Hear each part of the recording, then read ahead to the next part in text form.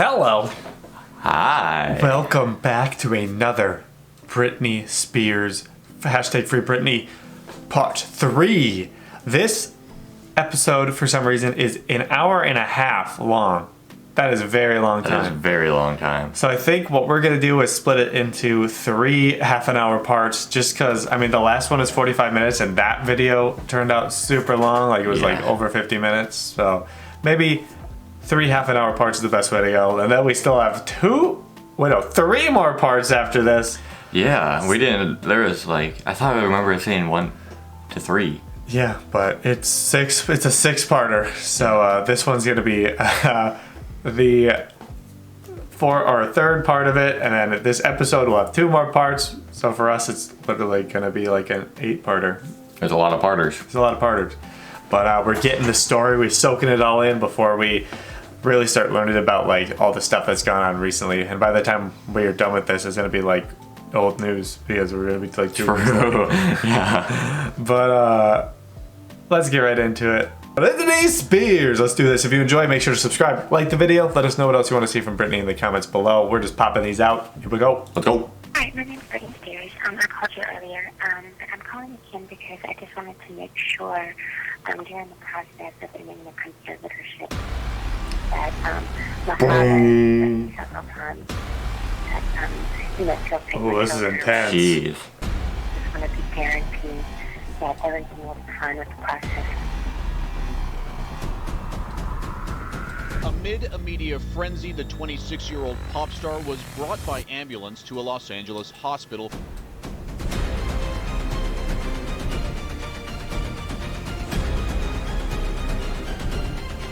Jeez.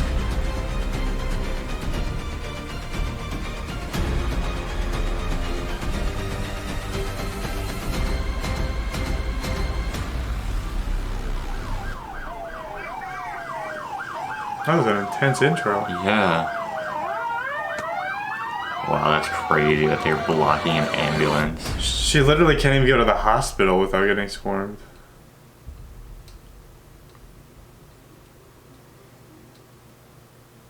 Despite every aspect of Britney's personal life being put on display and picked apart in 2007, Britney was dealing with even more behind the scenes that the public and media didn't know about. A very concerning alleged leaked email between Britney and her attorney Gary Stifelman was released, giving us a glimpse into why Britney was so paranoid and struggled to trust anyone, including her own family that year. The email from July of 2007 reads, "Gary, since you are my lawyer, even though I don't know if you're really trying to protect me or not, but there's this crazy lady, Lou Taylor, that has been sending stuff to my house. How did she get my address, and why can't you stop her? I don't know her. She is a stalker. She is really terrifying me and my babies. If she knows where I live, then she can just show up here. She sent me a pink hat, and she is writing letters like she is my mother. She has been stalking me since Malibu, and it needs to stop because I don't have security. And Sam refuses to stay over every night because he has 1,000 dogs to go feed, and I have my babies in London, and she keeps saying I'm possessed and that she needs to come and kill these spirits." What the? This lady, she told me, she said, "Britney, go to the light. Go to the light and see Jesus, okay?" And I was like, oh my God, I'm gonna do it. And I did it. And it happened. And it was just so weird because our world is so nice. We told her a million times to leave me alone, and now she's saying she's going to visit my drunk father in Kentwood. I don't care about him, but she could easily find my mother and hurt her. What am I supposed to do when Sam is not here? I'm scared. Can you call him and tell him how important it is that he needs to stay here every night? Because it's like no one is listening to me. And now she sent me pictures of her and a man and butterflies. She is really crazy. Do you care if I'm dead? Because I cannot sign your checks if I am. Your client, Britney Jean Spears. A fan of Britney's posted the email recently on Instagram calling Lou Taylor Britney's stalker. Lou Taylor decided to respond to this fan, basically confirming the email is real, but stating Britney was not the one who... She got a bunch of followers off of it. Said, "Do you know she did not write the email? Did you look at her post? Seriously, you all are out of control." Then Lou said, "Did you know twice in court under oath, Sam Lutfi admitted to writing the emails? Seriously." Sam would then immediately send Lou a cease and desist, stating Lou defamed him. Lou saying he admitted to writing that email is false, demanding Lou immediately and permanently delete these comments. And Lou did just that. She deleted every comment that mentioned Sam. The fears outlined in that email that Lou Taylor, Britney's alleged stalker, would begin to weasel her way into Britney's family would come true. By the end of 2007, Lou would be representing both Lynn Spears and Jamie Lynn. As the first year of Britney Spears' life comes to a close, 2008 begins with even more hardships. A battered Britney Spears yet another rough year. And Britney didn't know it yet, but her days as a free woman were numbered. Just one day after her life Wednesday, all the craziness adds up. It's crazy. Duty and left her hanging just before her deposition with Kevin's lawyer relating to her grueling ongoing custody battle. And just one day later was the beginning of a saga of Britney involuntarily turning over her freedom. On January 3rd, after being questioned by Kevin's lawyers, Britney retreated to her gated community, The Summit, where her sons were there with a court-appointed monitor for their regular visit. However, hordes of paparazzi were waiting to capture every moment of Britney's private life, even in her gated community. And about 6.5 hours pass with her kids, and it's time for them to go back to Kevin, and for Britney to once again be alone with her thoughts and no children to take care of. But just as Kevin's security team arrives to pick up her boys and take them back to his house, they immediately realize there is a major problem, as Britney's assistant, Carla, is making up excuses for Britney not immediately turning the children over. Sean was taken out of the house and into the car by the court-appointed monitor before Britney locked herself in her home with Jaden. And just 1 hour later, police are notified and officers arrive by the monitor, who is still locked outside of the house. But the monitor doesn't have the paperwork to grant them entry into the locked house. At this point, Britney had locked herself in the house with Jaden for 2 hours and 20 minutes. And Kevin's attorney shows up with the proper paperwork to grant the police entry. And just like that, a drove of police cars enter Britney's gated community. More than 12 police officers, 2 ambulances, and several fire trucks are stationed outside of Britney's home. At this point, Britney's cousin and friend Allie Sims and her assistant Carla are both outside of the house, leaving Britney entirely alone with Jaden. And just over an hour later, Britney is removed from her home and strapped to a gurney, but not before the media arrives on the scene. Amid a media frenzy, the 26-year-old pop star was brought by ambulance to a Los Angeles hospital from her Beverly Hills home. Another chapter in her long-running custody battle with ex-husband Kevin Federline over their 2 sons. As this video provided by Entertainment Tonight and The Insider shows, Spears was taken by stretcher into the emergency room. Her husband Federline was at the hospital when she arrived. .com is reporting that Britney was taken out of her home on a gurney by paramedics, and that she is now being taken to a local hospital on what's being called a medical hold, essentially a mental evaluation.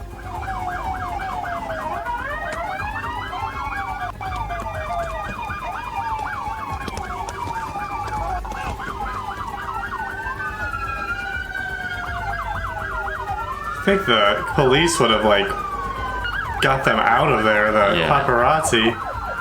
They're literally chasing down the ambulance.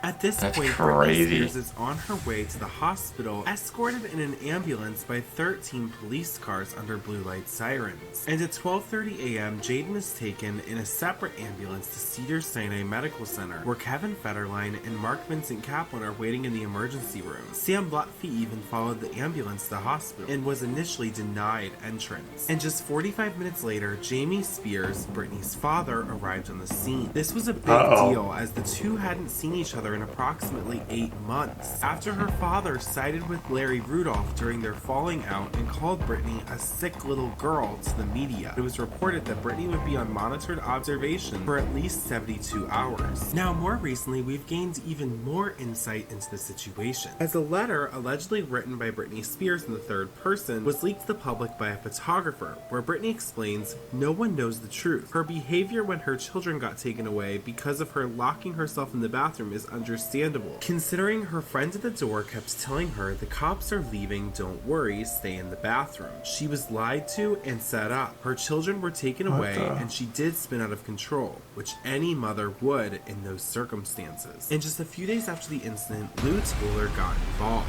and allegedly convinced Britney's father to have Dr. Phil go to Cedars-Sinai to see Britney and convince her to stay in treatment. And Dr. Phil did end up going and speaking to Britney, but as soon as he did, he went against the family's wishes and released a public statement to the media saying that Britney will be doing a taping about the entire situation. The entire Spears family was feeling betrayed, and Lou Taylor, who'd conveniently snuck into the position of Spears family spokesperson, spoke to the media saying, "What's wrong with Dr. Phil's statement is that he made a statement. The family basically extended an invitation of trust for him to come in as a resource to support them, not to go out and make public statements."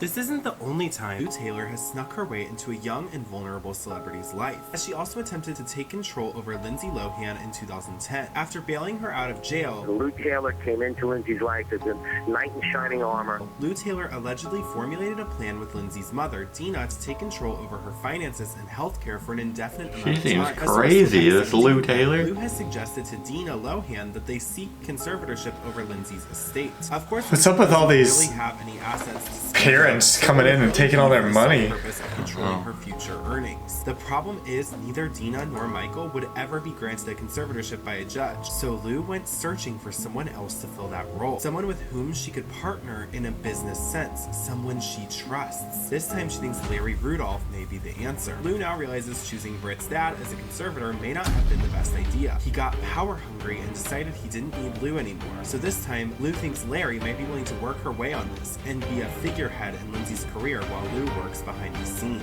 The source expanded on Britney's situation, saying Lou totally brainwashed Jamie. She convinced him a conservatorship was the only way to go, and of course he went along with it when he heard about the financial control it would give him. But Lou didn't have Jamie in mind as the conservator at the beginning. She considered suggesting Larry Rudolph, but she was afraid he would abuse the power. With Jamie, Lou thought she would have someone who was naive enough that she could continue to influence him, and therefore continue to have a direct influence on Britney's life and career for years to come. But Lindsay's father came to her rescue, publicly bashing Lou, saying, "Since Dina and manager Lou Taylor are going to try to be co-conservators, I had a choice of fighting it or petitioning for the purpose of appointing two conservators who don't have an interest in Lindsay's money, but rather her as a person and human being. Dina and Lou have their hands in it, not their hearts." A lot of the controversy in Lindsay's life wouldn't be there if Lou Taylor and Larry Rudolph weren't part of the equation. I'm trying to make her aware that her mom and her business manager, her new business manager, Lou Taylor, they're actually trying to put Lindsay in the rehab so they can get a conservatorship over, and Lindsay doesn't even know it. When Lindsay's in the rehab, they're going to move for conservatorship. They want to put her in there, they want to control the finances. Even your parents turn on you when you're rich? Everything that she's doing to people in and out of her life. I want to make one thing clear so you all know this. When Lindsay Lindsay was supposed to go into Morningstar Rehab, they started to reconstruct everything there for Lindsay to accommodate her. Sean Chapman Holly, Sean and Lou Taylor leaked that to the press because they wanted Lindsay to get out sooner and have her in UCLA so she wouldn't spend much time in the rehab. They're destroying my daughter's life. After being admitted due to the circumstance with her children, Britney was released from the 5150 as the danger had subsided. But little did Britney know there was much more danger to come. According to Lynn's tell-all, Jamie and Lou were concocting a plan to file for major documents that would cause Britney to relinquish her finances, her children, and her freedom as soon as January 22nd. About a week after Britney was released from the hospital, Kevin was even granted full custody of the children for the month. and Britney unfortunately had no visitation due to the incident that had occurred. And it is important to note, this is still a time in Britney's life where she has isolated herself. Her circle mainly consisted of Sam Lutfi, Ali, and Adnan Ghibli, her paparazzi boyfriends. However, that circle was getting even smaller as Britney began to isolate herself even further. And Ali spoke out against Adnan, saying she didn't believe Adnan had good intentions with Britney. And he was, after all, a paparazzi, the same people who had terrorized her so much and exploited her for every penny they could. Around this time, we also see Felicia Culotta, Britney's old assistant, express that she wanted to work for Britney again. However, she was in contact with Lynn, who said Britney still needed to recover from the traumatic events that had occurred in the years prior. And as January 22nd approached, according to Lynn's tell-all, Lou Taylor and Britney's father felt God telling them to wait, saying quiet plans had been underway for 6 weeks for Jamie to petition the court for temporary conservatorship. Why are the parents have their hands in everything? At that point, they want to be famous too. Entrenched in her life. In fact, Jamie was going to file for the conservatorship on January 22nd, 8 days beforehand, but he and his business manager Lou felt God leading them to wait, fast, and pray, despite the frustration of a phalanx of lawyers. But just 1 week after, everything came to a boiling point. Britney's family, team, and psychiatrists were beginning to plan an involuntary hold with the LAPD, and Britney's family staged an intervention at her home. They explained how they were concerned about Sam Lutfi's influence, and coincidentally, on the exact same day, Sam Lutfi's past was exposed by Blender magazine. A few days later, Sam and Britney phoned into TMZ, where they say her family just barged in, stating they have an agenda and are jealous they no longer fit into Britney's life. Britney did say her and Sam argue, and later that day, Britney's family tried to execute the involuntary hold, but the LAPD were waiting for the paparazzi to leave. But the next day at 1 a.m., the LAPD and LAFD came with an ambulance and Britney was put on a 5150 hold, psychiatric evaluation once again. She went willingly with Sam Lutfi and her parents to UCLA Medical Center, and allegedly Sam and her parents were arguing about her care. Should she be declared unfit to care for herself? TMZ reported she was taking Adderall and was diagnosed with bipolar disorder. We have talked to a lot of people in her world. She has never been formally diagnosed with being bipolar. And Britney's mom, per Britney's lawyer, wanted to take her home to Kentwood, away from Hollywood, where Britney had a good support system and could recover away from whom she deemed as bad influences. However, this wasn't over for Britney. She had been through so much the past 2 years, and she wasn't going down without a fight. Britney didn't know it yet, but this month would define the next decade of her life and career, as this would be her last month experiencing what little freedom the media left to her to live a normal life. Jeez. February 1st, like that there's even less freedom after this. Britney's estranged father with a history of verbal and alcohol abuse would begin taking total control of her life. Jamie Spears petitioned the Los Angeles Superior Court for appointment of probate conservator over Britney Spears. A probate conservatorship, also referred to as a guardianship in other states, is used for adults who cannot take care of themselves. Usually the conservatee is elderly, has dementia, or is disabled, making Britney Spears not the typical candidate for this type of conservatorship. The probate court can appoint a conservator of the person. Much like a parent caring for a minor child, they manage housing, food, clothing, day-to-day activities, and medical care. A conservator of the estate can be appointed who would handle the conservatee's assets and finances, or both can be appointed. Along with filing the petition for conservatorship over both Britney Spears' person and estate, Jamie filed for a temporary restraining order against Sam Lutfi. AJ, the claims are absolutely wild and terribly sad and disturbing. They come from Britney Spears' mother, and I can tell you that we now definitely understand why a judge ordered Lutfi to stay away from her, her house, and her family. Sam, why'd you park all the way down here? Those were the good old days for Britney and Sam. Now, the good old days are over, and a court has ordered Lutfi to stay away from her, thanks to some shocking, absolutely stunning claims from Britney's parents. The parents literally think that Sam is the root of evil. How's Britney?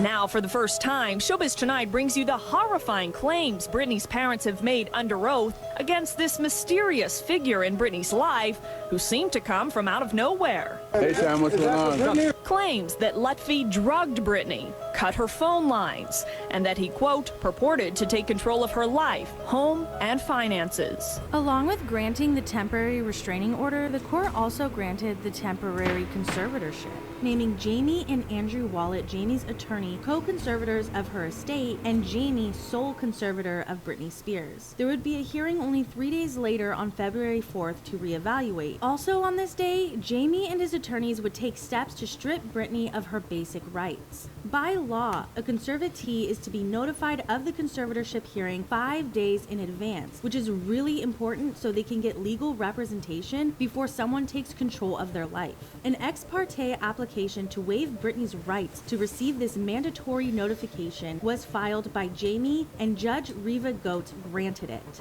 Jamie's reasoning was that Britney could be released from her involuntary hold prior to the hearing, and Sam Lutfi would be notified, posing a risk to Britney and her estate. However, when Jamie was granted temporary conservatorship, he was given the ability to secure her assets, have round-the-clock security with Britney, change the locks on her home, and access to her medical care. Jamie had the power needed to protect Britney and her estate. Not giving her the basic right to be notified was the first step taken to try to block Britney from fighting back and keep her in the dark while they worked to take total control. What the heck? That's crazy that that's even a thing that can happen. Ron Rail, Britney's custody attorney, goes to visit Britney at the UCLA Medical Center, as the temporary conservatorship would impact her current custody battle. He recommends Adam Streisand, one of the nation's top attorneys handling celebrity estates, to help Britney with the conservatorship. Ron Rail showing up must have put a hole in the plan to keep Britney in the dark, because shortly after, Ron received a call from Jamie's attorneys. Adam Streisand immediately sent an email to Jamie's attorney, Geraldine Weil, calling them out on their already shady antics. Streisand said, "I am told you called Ron Rail and told him that Britney has been adjudged incompetent. That is false, and you know it. You further stated that Mr. Rail has no right to see his client without approval from the temporary conservators. That is also false." He then said the conservatorship is nothing more than a hostile takeover of our client for improper purposes.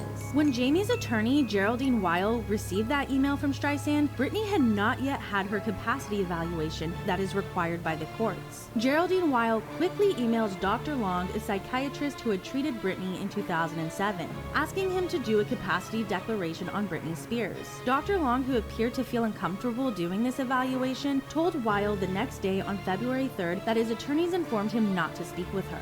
Also on February 3rd, Samuel Ingham, Britney's court-appointed attorney, shows up to UCLA Medical Center to do a brief interview with Britney, but allegedly didn't give her any notice he was coming. This short interview would end up severely impacting Britney's ability to fight her conservatorship. It is the day of the hearing, February 4th, and Britney is still on an involuntary hold at UCLA, but Adam Streisand is there to represent her. Streisand explains to the judge Britney does not want her estranged father as her conservator, and Andrew Wallet, co-conservator, is called into question, stating Andrew doesn't have the expertise to handle a $40 million estate. Then Jamie's attorney questioned if Britney even had the mental capacity to obtain Streisand as her attorney.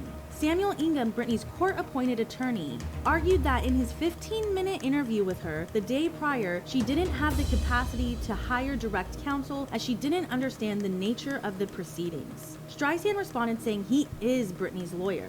Judge Reva Goetz then ruled that Britney did not have the capacity to hire an attorney, ejecting Streisand from the courtroom and siding with Sam Ingham, who only stood to financially benefit from Britney. How could they do that even? Use him as her attorney. Ingham was paid around $405,000 in just 2008 alone from Britney's estate. Britney Spears' father is staying in control of her affairs for the time being. A California judge reportedly rejected a plea from one of the singer's attorneys, challenging Jamie Spears' role as co-conservator. Also a court appearance Monday by Adam Streisand, who said he had been asked by Britney Spears to represent her in the matter.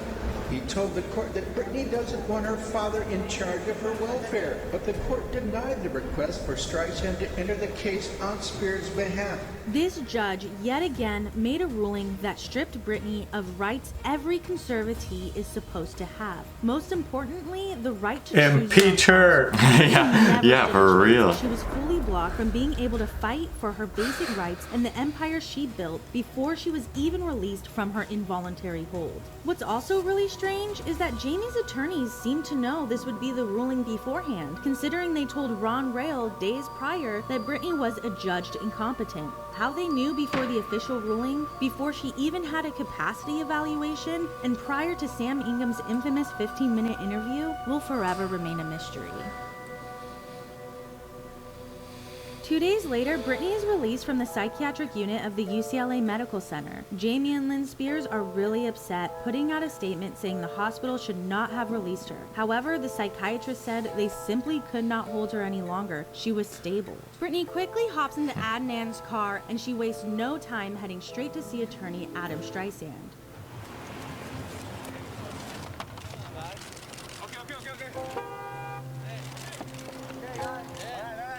These people are lucky that when people snap, they like hit their camera or hit their car. They don't run them over. Yeah. Well, I mean, I guess they get charged with much severe crimes. I mean, when you snap, you don't even think about that stuff. Yeah, yeah. Imagine if people are following you nonstop, and then you're just like, all right, you just.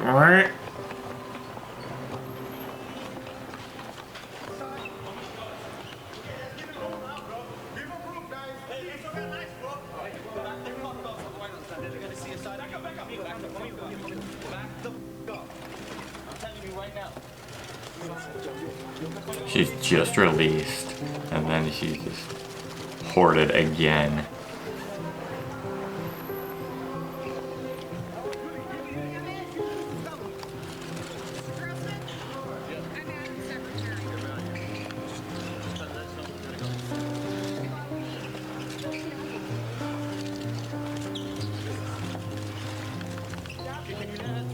Wanted to challenge the conservatorship, but she was really concerned for her kids. Streisand said he couldn't help because of her being deemed incompetent. While Britney was in the hospital, her father used her children as emotional leverage, asking Britney if she wanted help getting her babies back. Streisand said she started to understand her best shot at seeing her boys was to just accept what was happening to her.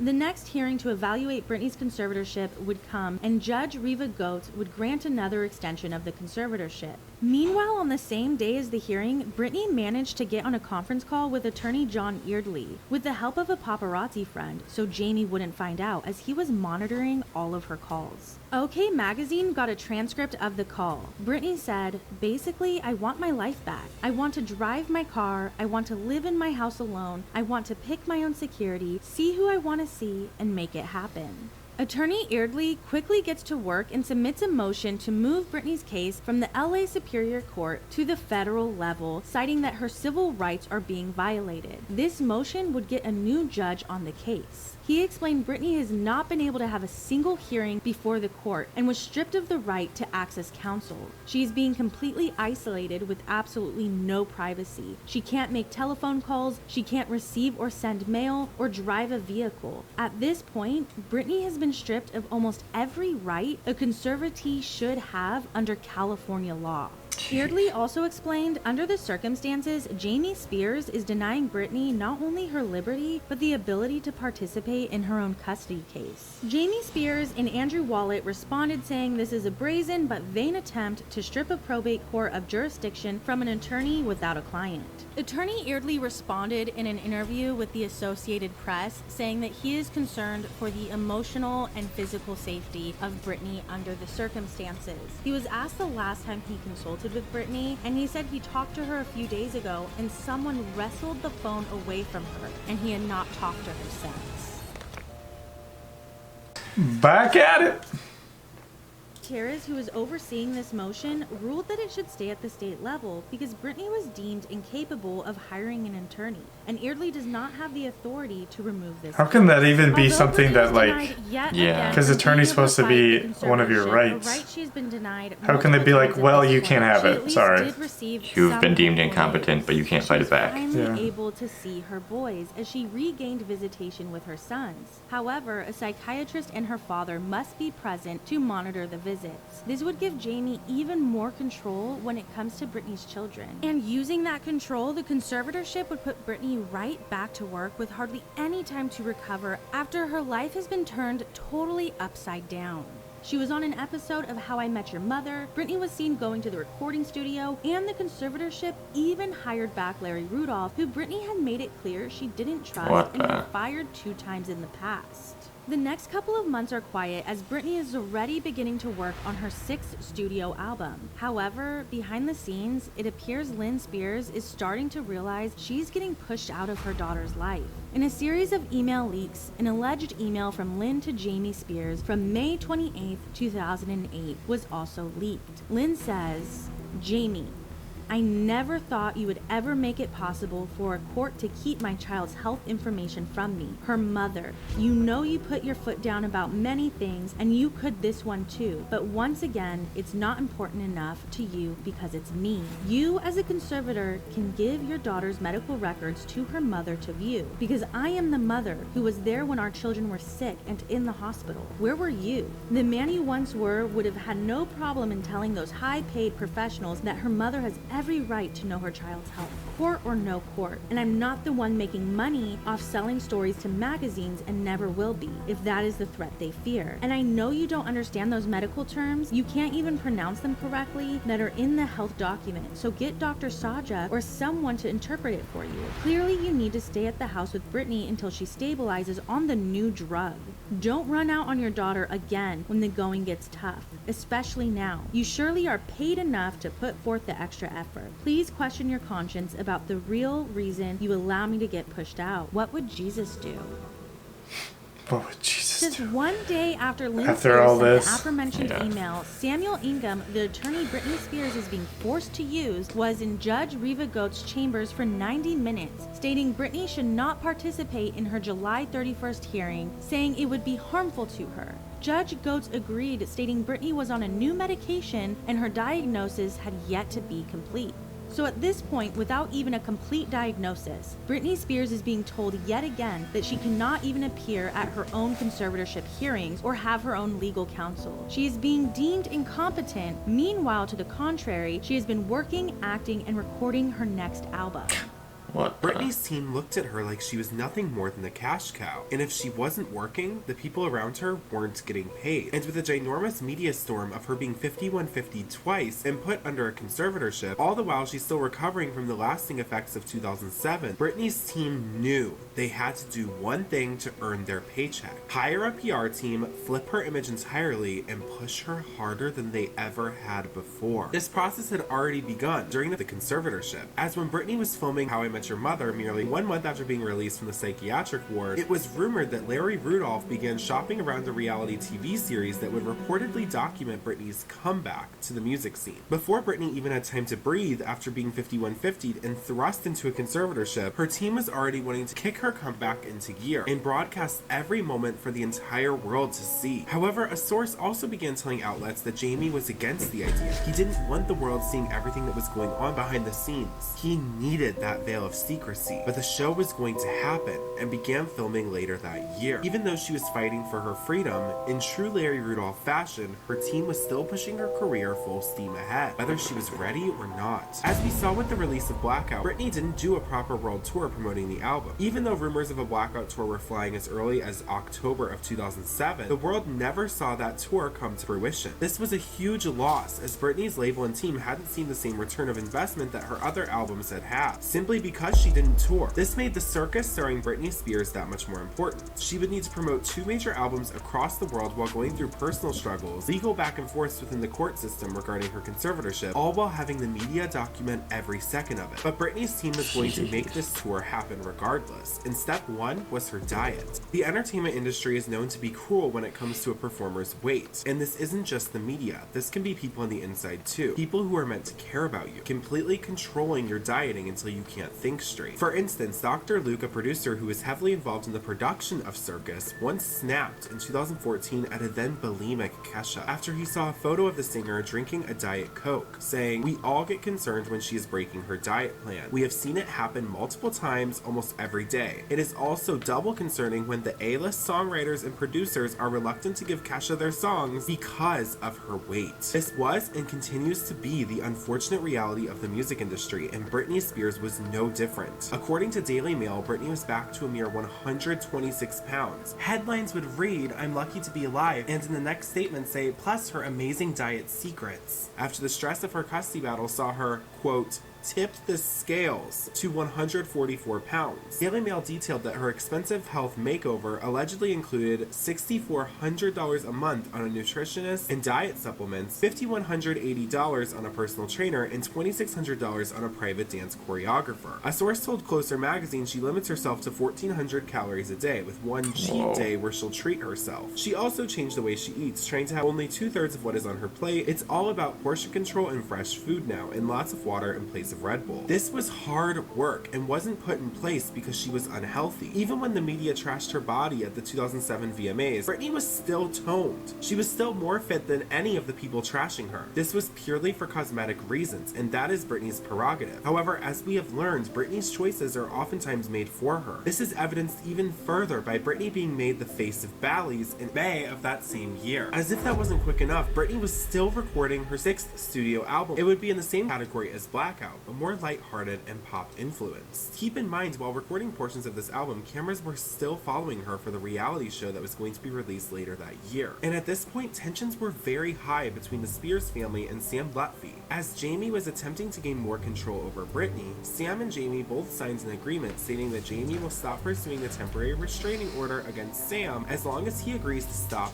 contacting Britney. Around the same time, Britney sat down for a Take-Two interview with OK So Magazine. much had This happened. was very important, as we also see Jamie throw some deep, unnecessary jabs Britney's way, saying, "I would hope the conservatorship stands until the end of the year, and then we'll sit back and evaluate where we are at that time, where Britney is at that time. Our relationship is new for both of us. She sometimes calls me 50 times a day and asks me things that light my life up. But like all daughters, she is very manipulative and cunning, so she gets what she wants a lot." Keep in mind, Britney is sitting next to him while he's saying all of this. Anytime Britney did press in 2008, she was surrounded by her father or someone her father trusted to make sure she didn't speak out of turn. We see this again in a Rolling Stone interview in September, when the journalist who wrote the article included, "When I met Jamie Spears backstage at the VMAs, he shakes my hand and says, 'Take care of my baby.' The 'or else' is implied. A bear of a man with piercing blue eyes. Jamie and the conservatorship lawyers make it difficult to talk in depth to his baby, and interviewing Britney was a rigorously micromanaged process. We were never left alone together, and my questions had to be submitted ahead of time for approval. Acceptable topics included her new album, her boys, and that's about it. Her team said she wouldn't answer anything about the past year and vetoed a question as straightforward as, 'Do you have an opinion on the presidential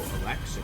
This seemed to be the ground rules for every interview that she did around this time, as the same questions were asked in the OK Magazine article about her kids, her family life, and her album. In the OK interview, Britney said that her album was coming in 6 to 9 months. However, just 69 months? That's a lot of months. That's from Madagascar. Yes. I feel like I saw that clip recently. You might have showed it. I might have. Once she was already recording a music video for the first single off the album, Womanizer. And the music video was released even quicker than that, coming out a little bit over a week since being recorded. Womanizer quickly became one of Britney's most successful songs to date, and she jumped right back in front of the camera to record the Circus music video. Around this time, it was announced that Britney Spears would be premiering her highly anticipated reality show as a music documentary on MTV. This documentary would release in conjunction with her new album, Circus, and would feature behind-the-scenes footage of Womanizer, some of the recording of Circus, and the accompanying video, as well as different rehearsals and Britney's day-to-day life. And while it was interesting to see Britney in her element working as hard as possible, the majority of people tuned in to hear Britney comment on her personal life, as that's all the media had been talking about for nearly 3 years. And now, the state of her conservatorship, something she had refrained from in the Circus press tour. And they were treated to the only raw clips in existence of Britney speaking candidly candidly about her conservatorship. For the Record began by setting the premise that on the eve of the 2008 MTV Music Awards, Britney Spears invited a film crew into her life. The film you're about to see was captured over the 60 days that followed. No topic was off limits and no question went unanswered. And for the first time in nearly a year, Britney had the floor. She began by saying that there is a lot that people don't know about her and she feels misrepresented. Then it jumps right into her hectic lifestyle preparing for the VMAs. Britney's team begins discussing the way they keep people in and out of her life. Jamie telling Larry Rudolph that security will be stationed at the door, and Larry responds saying, "No one gets through the door without speaking to one of us. We can't have a revolving door." They instruct her that when she accepts her VMA awards, someone will knock on the door, presumably of her private dressing room, and guide her onto the stage. They had it set up so that no one could speak to her. The control of Britney exhibited throughout this documentary is intense, and anytime Jamie enters a room, Britney tenses up and is a completely different person, and anytime he leaves, she relaxes and is her normal bubbly self. She expands on her lifestyle saying, I never wanted to become one of those prisoner people. I've always wanted to feel free, get in my car and go and not let people make me feel like I had to stay in my home. I let certain people into my life that were just bad people. Like I was very guarded at first, but then I went to a point where I ended up letting them in because I was lonely or whatever the fact, and I really paid the consequences for that. You know, you do something wrong and you learn from it, you move on, but it's like I'm having to pay for it for a really long time. Britney also confirmed the notion that she didn't care about the business side of her conservatorship. In the last couple of years, things that have happened, not with even the business, things that just happened to me personally have been the problem. It was all about her personal life and children. At this point, Britney was alone. She explained how heartbreaking the entire situation was with Kevin. With Kevin, because I had 2 children with him, I did not know what to do with myself. Built my dream home in Malibu, a huge house and the pool and a huge yard for the kids, and I did everything for them, and just my world was that. Everything was for them. This house was lavish and perfect for the family that Britney wanted to raise. But now that house was just a lonely reminder of the childhood that was quickly disappearing. I did not want to be at home because like my babies represented home. That was my home with them. And every time I went home, it was like, oh God, I can't be here. Then Britney gets into how the people around her are taking advantage of her. I'm definitely angry with myself for letting people take advantage of me. I'm angry with people for taking advantage of me and for letting it go on for so long. But I have to go on with it. I look at it for what it is and I have to move on with it. She explains how hopeless she is, saying even when you go to jail, you know when you get out. If I wasn't under the restraints that I'm under right now, you know, with all the lawyers and doctors and people analyzing me every day and all that kind of stuff, like if that wasn't there, I'd feel so liberated and feel like myself, kind of stuck in this place, and it's like, how do you deal, you know, and you just cope, and that's what I do, I just cope with it. Just like you can't really go there in a complete state of happiness because you're scared that it's going to be taken away. So it's better just not to feel anything at all and to have hope than to feel the other way. And when you tell people that, and when I tell them the way I feel, it's like they hear me, but they really not listening. They're hearing what they want to hear. They're not really listening to what I'm telling them. It's like, it's bad. I'm sad. These clips are among some of the rarest clips in the entirety of Britney's career and have been scrubbed off the internet almost entirely. The documentary is not available on any streaming platform. However, you can buy the limited DVD from a private company on Amazon for $70. It's a documentary featuring a well-thought-out Britney, someone who is expressing how they felt and explaining the situations going on around them in a very real way is nowhere to be found. It's nearly been erased from history. In fact, when attempting to upload part 2 of the series, the episode which featured clips of For the Record was completely blocked worldwide. Not copyright claimed, but completely blocked upon automatic review. That means whomever is in charge of distribution of this documentary wants no one to see how truthful, well thought out, and competent Britney really is. The best you'll be able to find are some grainy clips on Dailymotion or some rare HD uploads on sketchy sites. This documentary serves as a rare glimpse into Britney's reality and one of the most obscure and unknown marks in pop culture history.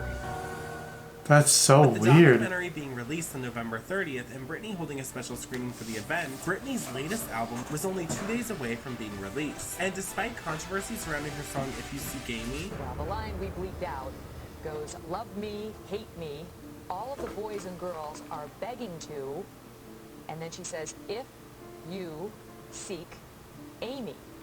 Doesn't make any sense, does it? It's not supposed to. If you say it quickly, with no space in between the letters, it basically spells out the F word and then me. So it's all the girls and boys are begging to. And now comes the music video, starting and ending with clips from what looks very much like a carbon copy of America's Newsroom. Britney's PR makeover was really kicked into gear, but most of Britney's work during the circus era was ahead of her, as her team was developing a nearly 100-show world tour based around an actual 3-ring circus 100 to show off shows. the Britney that they had That's primed for the a stage. lot. Britney's team enlisted the help of the best that the industry had to offer. The stage was incredible and the gags would be insane. Britney's team had also enlisted the help of Perez Hilton to open the tour. Perez Hilton talked about professional. Why? When is it professional to publicly bash someone who's going through a hard time? Whom had previously trashed Britney in every way possible. But she shot him with a crossbow in the opening sequence, signifying her rise from the tabloids. Nonetheless, Larry Rudolph was quoted saying, the tour would blow people's minds and promises to show Britney's fans something they will never forget. She goes full speed the whole show, about an hour and a half. It's pretty intense. This is a full-blown, full-out Britney Spears show. It is a pop extravaganza. It is everything everybody expects from her and more.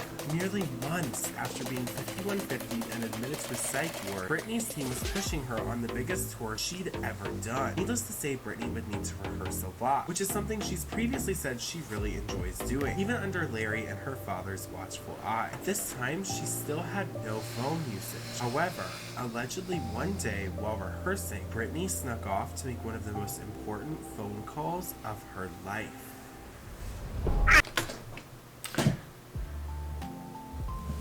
Is that the cliffhanger? Cliffhanger. Oh my, we were gonna do 3 parts, but it looks like we got halfway through. Yeah, oh my gosh. So we got only 2 parts of part 3, baby. We got 44 minutes and 34 seconds in. Dang. I mean, it's hard to stop. It's just like constant stuff coming at you. So much. The first like 15 minutes, I was just like, there's so much coming It's at literally just, they're just like, here, people. And you're like, wow. There's a lot of people that really like some casher. But you know, very sad. It's somebody that's successful as her should be able to just like get in her car and be like, I'm gonna drive for 5 hours and go to wherever I want. As old as her too. Yeah. She isn't 16, just got her license or anything. It's like, she's an adult. And she makes her own money. She it's not like she works at some corporate office where she has to show up to work every day whenever she wants. I mean, if she decides to make the music, she gets the money. Yeah. But anyways, thanks for watching. If you enjoyed, subscribe, like the video. Part 2 of part 3 coming soon. Yeah. Hopefully you enjoyed. This was a very much a learning experience for us, and it seems like some of you in the comments also are watching this for the first time with us, so hopefully you're enjoying it as well. And we're all learning together. Wow! See y'all later. Bye!